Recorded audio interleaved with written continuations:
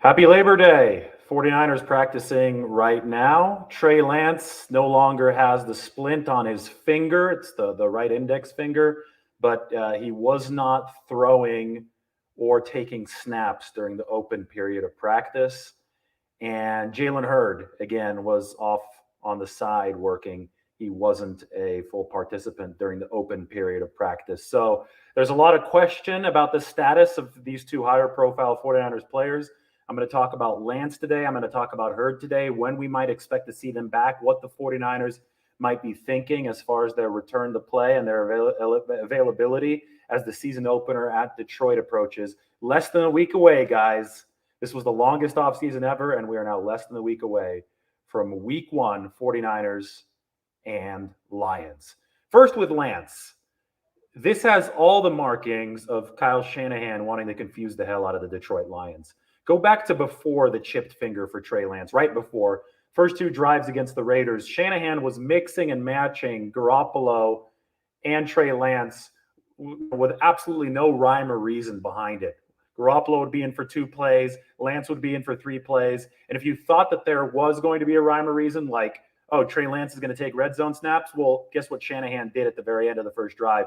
He calls Jimmy Garoppolo in and gives him a run option play. I think that Garoppolo probably his first, read or choice on the play should have been to throw to Josh Hokett, who could have scored his first touchdown in the NFL, albeit in a preseason game. But instead, Garoppolo decided to run the ball in, which I thought was just beautiful irony, because everybody's been talking about this 2-quarterback system and how Lance is going to be the one running, and especially in the red zone, he's going to be the one scoring into the red zone. Well, Garoppolo was the one who scored the first rushing touchdown. At the time, I tweeted, this is Kyle Shanahan torturing the Detroit Lions, because he was just throwing all kinds of shit up against the wall in that game against the Raiders through those first 2 drives.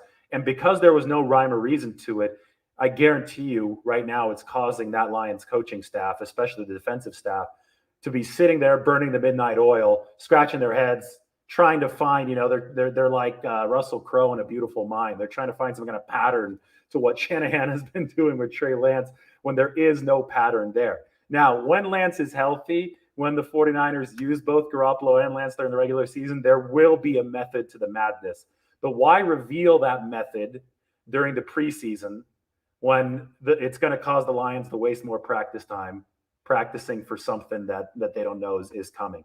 So anyway, I think what we see right now is just an extension of the confusion, the seeds of confusion that Kyle Shanahan decided to start planning against the Oakland Raiders.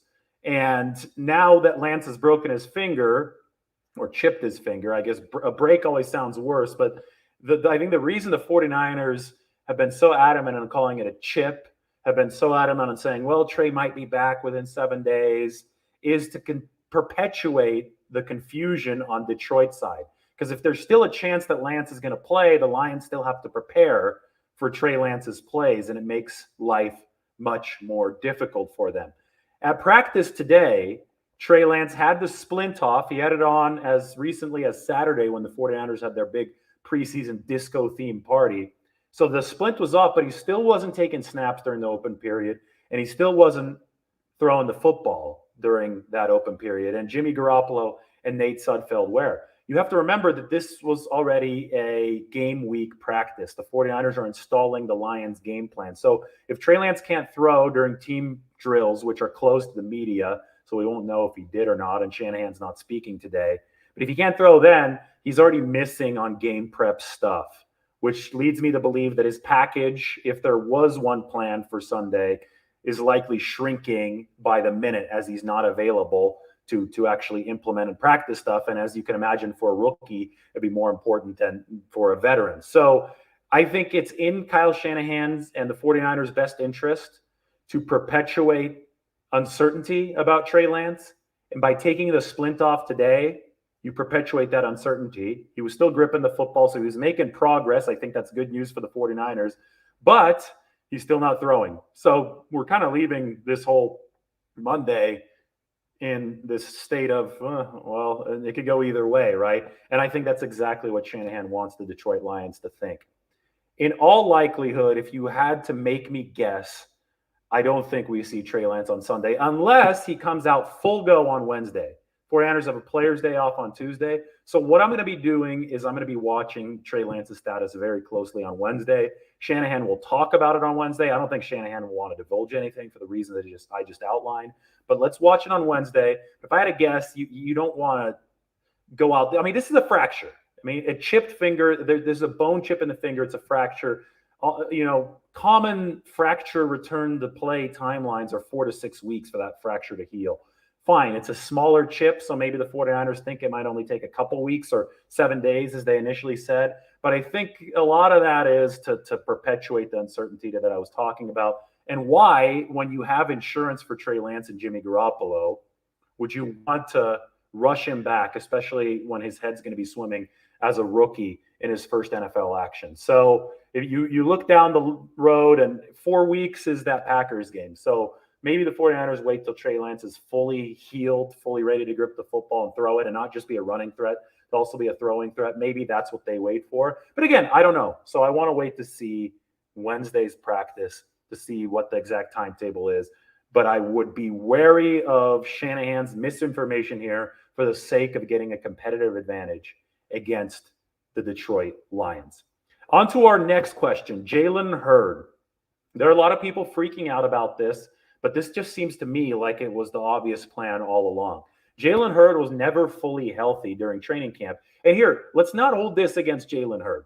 I get it. I understand the frustration because he missed all of 2019 with a back injury, and then he missed all of 2020 with the ACL tear. But those are two separate injuries. Yes, bad luck. They piled on top of each other. You can identify whatever reasons you want. But when you're evaluating Jalen Hurd's return from the knee injury, look only at the knee injury right now. And if you look only at the ACL tear, that happened in training camp of 2020. So it's been about a year to the day, right? A little bit more now since we're entering week 1. But it is not uncommon for players who suffered an ACL tear exactly a year ago to be dealing with knee tendonitis issues at this time in their return to play process. And that's exactly where Jalen Hurd is at. Not everybody's going to be Nick Bosa, right? Nick Bosa's ready to go now, and he got hurt in week 2 of 2020. Not everybody's going to be Jerry Rice, who came back in like 6 weeks from his ACL tear, but did crack his patella against the Denver Broncos back in 1997. Unfortunately, Jalen Hurd's return to play timetable from this ACL tear, I think, falls more along the average length return to play timetable. It's not like Ronald Blair's, who was still out, because of several complications well over a year after, but it certainly isn't like some of those really, really fast returns. And because of that, Jalen Hurd's not 100% yet. To his credit, because of the availability issues that I know a lot of fans and the 49ers have too, he did pass the crash test that the 49ers put him through against the Las Vegas Raiders. I didn't say Oakland this time. I'm still getting used to it. So Hurd wasn't fully healthy, obviously, didn't practice a whole lot entering week 3 of the preseason. But the 49ers were in between a rock and a hard place. They had to have some kind of indication that Jalen Hurd would be able to withstand an NFL game, because all they've seen is an injured player over the last 2 years. So Shanahan told him, hey, I believe in your ability, but you got to play, man. Like, you've got to show us that you can be available. So Hurd went out there at clearly less than 100% against the Raiders, and the 49ers force-fed him the football. He had, 4 catches on 6 targets and a handoff, but he clearly wasn't as fast as he had been before. He clearly wasn't as physical as he had been before. And, just to my naked eye, there was so much rust there that Kyle Shanahan confirmed after the game. He said, well, yeah, the guy hasn't played in 2 years. But the big thing about that was that Hurd passed the crash test and made the 53-man roster. And by doing so, by carrying him on the initial 53-man roster, the 49ers opened up flexibility for Jalen Hurd. Because if they cut him, he's exposed to waivers. Some team would definitely pick him up. It would probably be the Seahawks, and they'd probably screw the 49ers over just like they did with DJ Reed. So the 49ers, you got to pick your poison, guys. A lot of people are upset, but would you be happier if the Seahawks somehow picked up Jalen Hurd and he turned into a star for them a year down the road just because the 49ers weren't patient enough? No, they decided to carry him on the initial 53 at the expense of who? Maybe Simba Webster, who signed on with Chicago, or was claimed by Chicago and then signed on with them. If the 49ers really want Brandon Ayuk to return punts this year, which it sounds like they may want to, they may not care that Simba Webster got picked up. That it was either way, it was more valuable for them to carry Jalen Hurd on that initial 53-man roster, because what they can do now is they can slow play his return. They can let him ease back into it. You have several options. One, you could put Jalen Hurd on short-term injured reserve, which is now a possibility since he's made the 53-man roster, and he could come back within 3 weeks when he's healthier and he's further along his rehab process. Or if you really need him to practice, because I think maybe practice is what knocks the rust off, then you don't put him on IR, but you let Jalen practice every week, and he's your one inactive wide receiver.